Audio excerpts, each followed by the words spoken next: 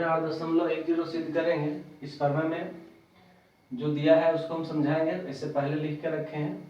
क्या दिया हुआ है? किसी त्रिभुज की एक भुजा के मध्य बिंदु से दूसरी भुजा के समांतर खींची गई रेखा तीसरी भुजा को समद्विभाजित करती है। आप यहाँ पे समझ लीजिए।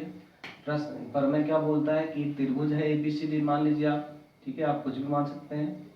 त्रिभुज ABC के मध्य की एक भुजा के मध्य बिंदु, तो एक भुजा कोई भी मान सकते हैं। तो यहाँ पे मान लेते हैं एक भुजा AB का मध्य बिंदु E है। अब यहाँ से एक रेखा खींचेंगे BC के समांतर, BC समांतर यहाँ से खींचेंगे, ठीक है। तो यहाँ पे मान लेते हैं BC समांतर EF खींचे हैं। तो बोल रहा है कि जब ये मध्य बिंदु है तो क्या ये भी मध्य बिंदु है? मतलब क्या ये मध्य बिंदु से तीसरी भुजा के समांतर जब रेखा खींचते हैं तो क्या AC को भी समद्विभाजित करता है? ये हमको सिद्ध करके दिखाना है, ठीक है। तो इसमें हमको दिया क्या है? त्रिभुज ABC में हमको दिया है A बराबर B, मतलब ये मध्य बिंदु दे दिया है प्रश्न में। तो A बराबर B है, मतलब AB का आधा है दोनों। और क्या दिया है? EF समांतर BC, जो हमने लिख लिया पहले से। EF समांतर BC हमें क्या सिद्ध करना? AF समांतर FC, AF बराबर FC, सॉरी AF बराबर FC, तभी तो ये समद्विभाजित होगा। तो इसके लिए हम कुछ रचना किए हैं। रचना क्या किए? AF समांतर CD खींचे हैं, AB समांतर CD खींचे हैं, AB समांतर CD, देखिए AB समांतर CD खींचेंगे। उसके बाद क्या करेंगे? FD को मिला देंगे, ठीक है। AB समांतर हम CD खींचे, FD को मिलाया, ठीक है। इतना हो गया। अब आगे हम प्रश्न बनाते हैं। तो आगे क्या दिया हुआ है हमको? AB समांतर CD, तो लिखेंगे AB समांतर है CD एवं जब AB समांतर है CD तो AC क्या होगा? त्रिक रेखा होगा। AB समांतर है आपका CD, तो ये क्या हो जाएगा? AC त्रिक रेखा हो जाएगा। ये आपका है, आपका A है, ये है B है, और ये C और D है, ठीक है। तो ये त्रिक रेखा हो जाएगा AC। तो त्रिक रेखा है तो एकांतर कोण क्या होगा? बराबर होगा। तो लिखेंगे AC त्रिक रेखा है, AC त्रिक रेखा है, त्रिक रेखा है, इसीलिए एकांतर कोण बराबर हो जाएगा। तो इस कोण को क्या लिख सकते हैं हम? इस कोण को क्या लिखेंगे? यहाँ पे आइए, ये कोण और ये कोण का नाम लिखना है हमको। तो क्या लिखेंगे? त्रिभुज लिखेंगे EAF, कोण EAF, कोण EAF बराबर लिखेंगे कोण FCD, FCD यहाँ लिखेंगे एकांतर कोण। कोण का नाम क्या देंगे? एकांतर कोण से बराबर हो गया है, ठीक है। जो जगह समीकरण 1, ठीक है। अब हमको क्या करना पड़ेगा? अब हमको समांतर चतुर्भुज दिखाना है BCDE को, ठीक है। तो हमको प्रश्न में क्या दिया हुआ है? प्रश्न पहले से दिया हुआ है कि EF समांतर BC है, ठीक है। EF समांतर क्या है? BC है। तो यहाँ लिखेंगे अब EF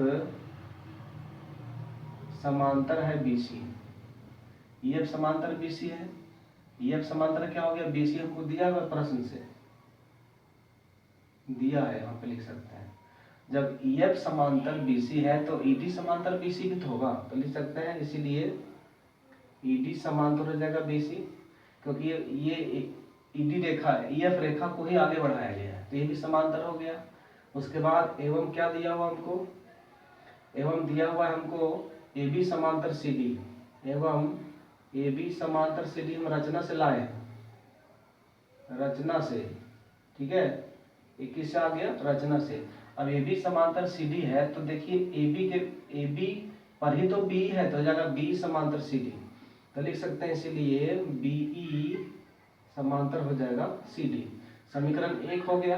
अब देखिए ED समांतर यहाँ पे BC है, ED समांतर ED समांतर BC है, इसको समीकरण 2 लिख देते हैं, ठीक है। इसको समीकरण हम 2 बना देते हैं, एक के बाद 2 होगा। उसके बाद हो जाएगा BE समांतर हो जाएगा CD, ये हो जाएगा समीकरण 3। अब समीकरण 2 और 3 से क्या देखते हैं?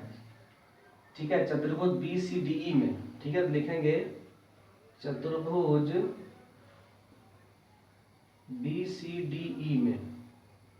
अब ये दो इस चतुर्भुज में देख सकते हैं कि ED समांतर BC है, समीकरण 2 से ED समांतर BC, और समीकरण 3 से क्या है? BE समांतर CD, ठीक है।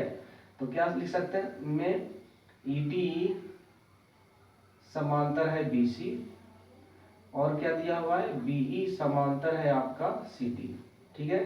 इसीलिए ए बी सी डी क्या हो जाएगा, समांतर चतुर्भुज हो जाएगा। ठीक है, इसीलिए यहाँ पे लिखते हैं, यहाँ जगह नहीं बचा है, इधर आ जाते हैं।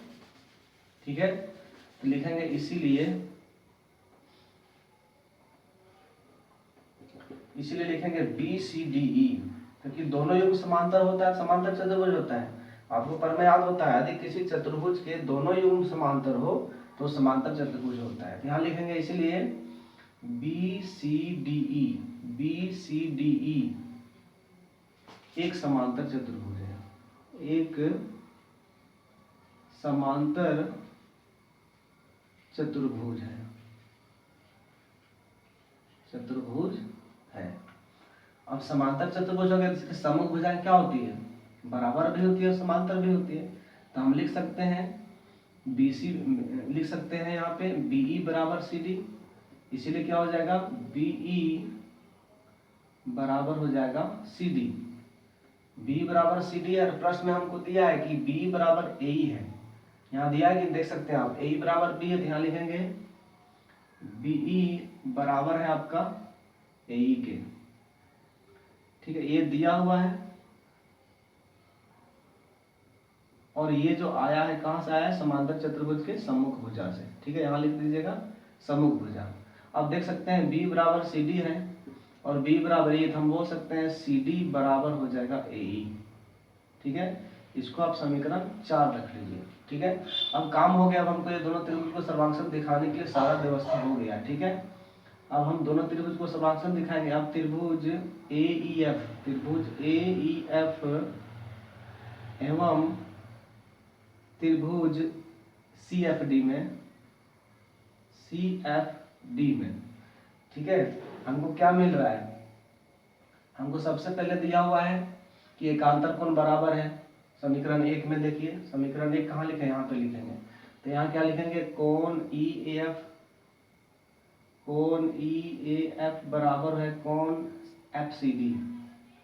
FCD एकांतर कोण से आया है, यहाँ पे हम सिर्फ समीकरण 1 यूज करेंगे। ठीक है, समीकरण 1 लिख देंगे, आप समझ में आ जाएगा। उसके बाद शीर्षाभिमुख कोण हो जाएगा ये वाला। ठीक है, कोण AFE, या तो AFE लिख देते हैं, AFE। ठीक है, बराबर हो जाएगा आपका CFD, CFD। उसके बाद समीकरण 4 से क्या है, CD बराबर AE।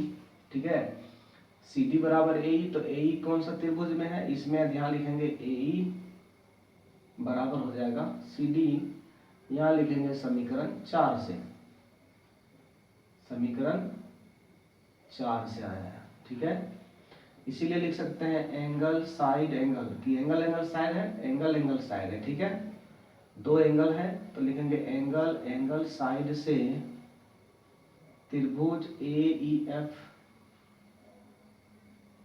सर्वांक्षण हो जाएगा त्रिभुज CFD। अब देखिए CPCD से क्या हो जाएगा, F बराबर FC हो जाएगा। ठीक है, F बराबर क्या हो जाएगा